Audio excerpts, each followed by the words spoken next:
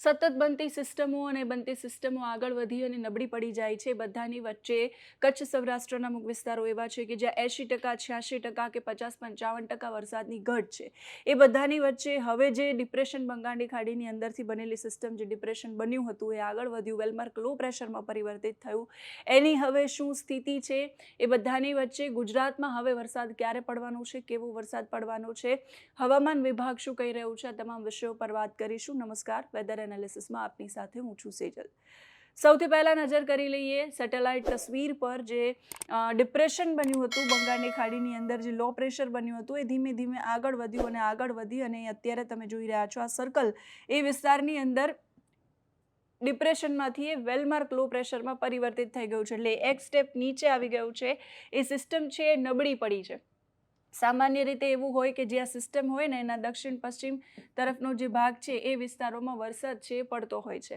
અત્યારે આ સર્કલ છે, આ જે વિસ્તાર છે ત્યાં એક્ઝેક્ટલી આ સિસ્ટમ છે. એનો જે પશ્ચિમ ભાગ છે તમે અહીંયા જોઈ રહ્યા છો, બહુ જ બધા વાદળો ત્યાં છે, એટલે ત્યાં પુષ્કળ પ્રમાણમાં વરસાદ પડી રહ્યો છે. આ જે છે એ વેસ્ટર્ન ડિસ્ટર્બન્સ છે. રાજસ્થાનના તમે ઉપરના ભાગ જુઓ તો એ બધા ખાલી છે. ગુજરાતમાં તમે જુઓ તો આ જે પટ્ટો છે ત્યાં વાદળો દેખાઈ રહ્યા છે. એટલે મધ્ય ગુજરાત છે, પૂર્વ ગુજરાતના અમુક વિસ્તારો, દક્ષિણ ગુજરાતમાં પણ વરસાદ છે એનું પ્રમાણ ઘટી ગયું છે અને સૌરાષ્ટ્રના જે અમુક વિસ્તારો છે ત્યાં વાદળો દેખાઈ રહ્યા છે.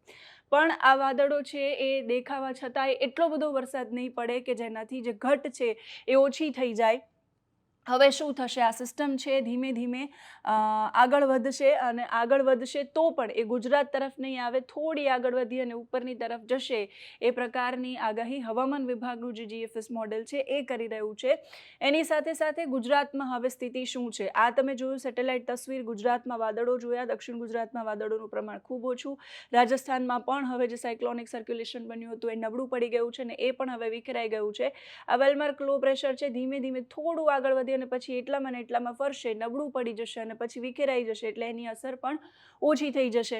એટલે હવે એવું કહેવાય રહ્યું છે કે હમણાં બંગાળની ખાડીની અંદર કોઈ હલચલ તેજ થાય અને પછી એ વરસાદ લાવે એવી શક્યતાઓ પણ હમણાં ઓગસ્ટ મહિના સુધીમાં નથી. હવામાન વિભાગનું આ પૂર્વાનુમાન છે. રાજ્યમાં સ્થિતિ, જિલ્લામાં સ્થિતિ શું છે ગુજરાતમાં એ જોઈ લઈએ. આજે 21 તારીખ છે. મોટાભાગે આપણે જ્યારે જોતા હતા ત્યારે ગુજરાત રિજિયનનો આખો જે પટ્ટો છે ત્યાં હવામાન વિભાગ એવું પૂર્વાનુમાન કરતું કે આખા વાવ-થરાદ બનાસકાંઠાથી લઈ વલસાડ સુધી આખા બધા જ ગુજરાત રિજિયનમાં છૂટાછવાયો વરસાદ પડશે. પણ હવે એનું પ્રમાણ પણ ઘટી ગયું છે. તમે જુઓ, વાવ-થરાદ બનાસકાંઠા, પાટણ, મહેસાણા, ગાંધીનગર, અમદાવાદ, આણંદ, સાબરકાંઠામાં સાવ સામાન્ય વરસાદી ઝાપટા પડે એવી શક્યતા છે. તો વરસાદનું પ્રમાણ આના કમ્પેરિઝનમાં, કચ્છ સૌરાષ્ટ્રના કમ્પેરિઝનમાં આ બાજુ વધારે રહેશે. એટલે અરવલ્લી છે, મહીસાગર છે, દાહોદ છે, પંચમહાલ છે, ખેડા છે, વડોદરા છે, છોટાઉદેપુર છે, નર્મદા છે, ભરૂચ છે, સુરત છે, તાપી છે, ડાંગ છે, નવસારી છે, વલસાડ છે, દાદરા નગર હવેલી ને દમણ, આ જે વિસ્તાર છે ત્યાં આ તરફની કમ્પેરિઝનમાં થોડું વરસાદનું પ્રમાણ છે વધારે રહેશે. એટલે મધ્યમથી હળવો વરસાદ અને ઝાપટા પડી જાય એ પ્રકારની શક્યતાઓ છે. કચ્છ, સૌરાષ્ટ્ર, વાવ-થરાદ બનાસકાંઠા, પાટણ, મહેસાણા, સાબરકાંઠા, ગાંધીનગર, અમદાવાદ અને આણંદ, હવે આ વિસ્તારોમાં વરસાદની શક્યતાઓ બહુ જ ઓછી છે. એટલે સામાન્ય ઝાપટા, ક્યાંક છૂટાછવાયા ઝાપટા પડી જાય એ પ્રકારની આગાહી છે. હવે પછીના દિવસોની પરિસ્થિતિ શું છે? તો હવે પછીના દિવસોની પરિસ્થિતિ 22 તારીખ જુઓ. 22 તારીખમાં પણ એ જ પ્રકારની આગાહી છે. અરવલ્લી, મહીસાગર, ખેડા, પંચમહાલ, દાહોદ, છોટાઉદેપુર, વડોદરા, ભરૂચ, નર્મદા, સુરત, તાપી, નવસારી, ડાંગ અને વલસાડ, આ જે વિસ્તારો છે ત્યાં કેટલાક સ્થળો એવા હશે એ જિલ્લાઓમાં અમુક જગ્યાઓ પર છૂટાછવાયા વરસાદી ઝાપટા પડે, ક્યાંક ભારે, ક્યાંક હળવો વરસાદ પડે એવી શક્યતા. એની સાથે વાવ-થરાદ બનાસકાંઠા, પાટણ, મહેસાણા, સાબરકાંઠા, ગાંધીનગર, અમદાવાદ, આણંદ, કચ્છ અને સૌરાષ્ટ્રમાં વરસાદની સામાન્ય શક્યતાઓ છે. છૂટાછવાયા સ્થળો પર હળવો વરસાદ પડે એવી શક્યતાઓ. પછી 23 તારીખે એમાં પણ વરસાદનું જોર છે ઘટી જશે. વડોદરા, ભરૂચમાં સાવ વરસાદનું જોર ઘટી જશે. પંચમહાલ, દાહોદ છે, છોટાઉદેપુર, નર્મદા, તાપી, સુરત, ડાંગ, નવસારી, વલસાડ, આટલા જે વિસ્તારો છે ત્યાં જ વરસાદનું પ્રમાણ થોડુંક રહેશે. કચ્છ, સૌરાષ્ટ્ર એની સાથે મધ્ય પૂર્વ ગુજરાતમાં પણ અમુક વિસ્તારો છે ત્યાં વરસાદનું જોર સાવ ઘટી જશે. 24 તારીખે એનાથી પણ વરસાદમાં વધારે ઘટાડો આવશે. નર્મદા, સુરત, તાપી, નવસારી, ડાંગ, વલસાડ આ જે વિસ્તારો છે એમાં જ વરસાદનું પ્રમાણ થોડું સારું એવું રહેશે. સારું એવું એટલે ભારે કે અતિ ભારે વરસાદ નહીં પડે, પણ જ્યાં પડશે ત્યાં સામાન્યથી હળવો કે મધ્યમ વરસાદ પડે એવી શક્યતા. બાકી કચ્છ, સૌરાષ્ટ્ર અને ગુજરાતના મોટાભાગના ગુજરાત રિજનના વિસ્તારોમાં વરસાદનું પ્રમાણ છે એ ઘટી જશે. 25 તારીખ માટે પણ નર્મદામાં પણ વરસાદ નથી. સુરત, તાપી, ડાંગ, નવસારી અને વલસાડ આટલા વિસ્તારોમાં જ વરસાદનું પ્રમાણ રહેશે. બાકી બધી જ જગ્યાઓ પર છૂટાછવાયા ઝાપટા પડે એ.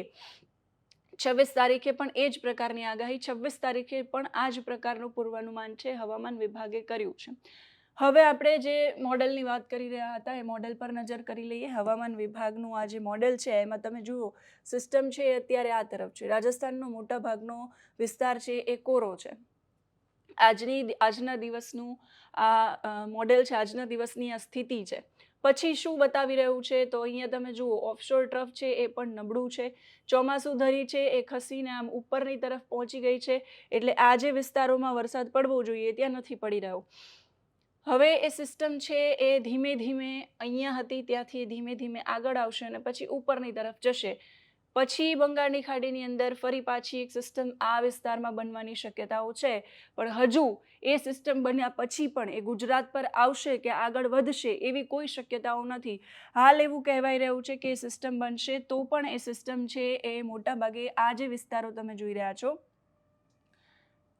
આ વિસ્તારોની અંદર એની અસર છે એ વધારે પ્રમાણમાં થાય એવી શક્યતાઓ છે. આ પરિસ્થિતિ શેના કારણે ઉદ્ભવી છે? આ વખતે એવું કહેવાય છે કે અલનીનોનું વર્ષ છે. અલનીનો છે એ પ્રશાંત મહાસાગરની અંદર એકદમ સુપર એક્ટિવ અલનીનો થવાની તરફ છે. હવે આઈઓડી ઇન્ડિયન ઓશન ડાયપોલ છે, આપણે એવું કહેતા હોઈએ કે એ પોઝિટિવ ફેઝમાં છે. એ જો સ્ટ્રોંગ બને તો એ અલનીનોની અસર છે આપણને ન થવા દે. ઇન્ડિયન ઓશન ડાયપોલ છે એ અત્યારે ન્યુટ્રલ ફેઝમાં છે. એની જે વેલ્યુ હોવી જોઈએ એ એટલા વિસ્તારમાં છે. હવે પછીની જે સિસ્ટમ બને છે ને અહીંયા જો આ ફરી પાછું સ્ટ્રોંગ થાય અથવા તો આ બાજુ કોઈ અરબ સાગરમાં કોઈ સિસ્ટમ બને તો શક્યતાઓ છે કે ગુજરાત પર વરસાદ આવે. હાલ પૂરતું આ પ્રમાણેનું જે પૂર્વાનુમાન છે એ તમારા સુધી પહોંચાડી રહી છું. બની શકે કે આમાં પરિવર્તન પણ આવી શકે. અહીંયા બનેલી સિસ્ટમ છે એ આગળ પણ પહોંચી શકે. પણ અત્યારે તમે પવન આ તરફથી આવી રહ્યા છે, જુઓ આ પવન છે એના લીધે આ તરફથી સિસ્ટમ બનતી હોય કોઈ અહીંયા તો એ આગળ વધી અને પશ્ચિમ તરફ આવતી નથી, ગુજરાત તરફ આવતી નથી. ઓગસ્ટની શરૂઆતમાં જે વરસાદ પડ્યા એ સારા વરસાદ પડ્યા, સારો પડ્યો. પછી શરૂઆતનું જે સપ્તાહ હતું એના પછીથી જે સ્થિતિ ઉદ્ભવી છે એ ખરેખર ચિંતાજનક છે. આ તમે જોઈ રહ્યા છો આ 23 તારીખની સ્થિતિ છે જ્યાં વેલમાર્ક લો પ્રેશર છે એ નબળું પડી જશે સાવ, અને પછી ગુજરાતમાં તમે જુઓ કે સાવ ઓછા વરસાદની શક્યતાઓ વ્યક્ત કરવામાં આવી છે. આ 24 તારીખ આસપાસ પણ એ વધારે નબળું પડી જશે અને અહીંયા તમે જુઓ કોઈ હલચલ થતી હોય એવું દેખાઈ રહ્યું છે. અહીંયા નીચે પણ દેખાઈ રહ્યું છે અને ધીમે ધીમે આ ઓફશોર ટ્રફ છે એનો કલર છે એ ડાર્ક થઈ રહ્યો છે, એટલે ધીમે ધીમે એક્ટિવ થઈ રહ્યો છે એવી વાત છે, એવું પૂર્વાનુમાન છે. ત્યાર પછી અહીંયા જે છે નબળું પડી રહ્યું છે. રાજસ્થાનનો વિસ્તાર મોટાભાગનો કોરો દેખાઈ રહ્યો છે. ગુજરાતમાં પણ સાવ સામાન્ય વરસાદની શક્યતાઓ છે.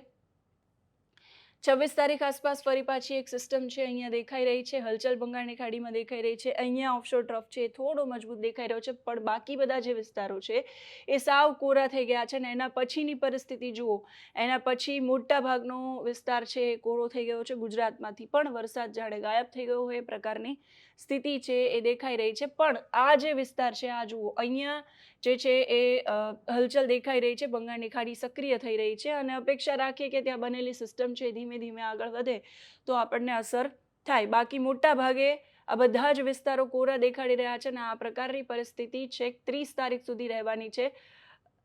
અહીંયા ઓફશોર ટ્રફ છે ફરી પાછું નબળું બતાવી રહ્યા છે અને અહીંયા સિસ્ટમ છે જનરેટ થઈ હોય, સક્રિય થઈ હોય એવી એક સ્થિતિ છે આ મોડેલ દેખાડી રહ્યું છે હવામાન વિભાગનું. બાકી વરસાદ છે એ આમ તો 17 સપ્ટેમ્બરની તારીખ નક્કી કરવામાં આવી છે કે 17 સપ્ટેમ્બર આસપાસ વરસાદ છે ધીમે ધીમે ગાયબ થતો હોય છે, વરસાદ ઓછો થઈ જતો હોય છે અને ચોમાસું છે એ વિદાય લેતું હોય છે. એટલે આ જે પરિસ્થિતિ છે એ કંઈક એવા જ પ્રકારની પરિસ્થિતિ દર્શાવે છે. પણ હજુ વરસાદ પડશે એવી પણ શક્યતાઓ વ્યક્ત કરવામાં આવી રહી છે. હવામાન નિષ્ણાંતો વ્યક્ત કરી રહ્યા છે એ આશા કે વરસાદ પડશે, પણ આ સ્થિતિ છે અત્યારે કંઈક આ પ્રકારની પરિસ્થિતિ છે.